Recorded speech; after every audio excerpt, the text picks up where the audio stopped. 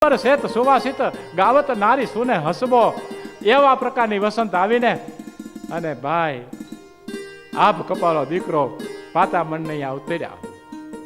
આખા આડોશ પાડોશના માણસો આવીને દીકરાના નો ભરવી હોય તો ચૂંબિયું મીડા ભરવા. આ હા હા હા પાતામણ આ આપણા આંગણામાં હમા હે.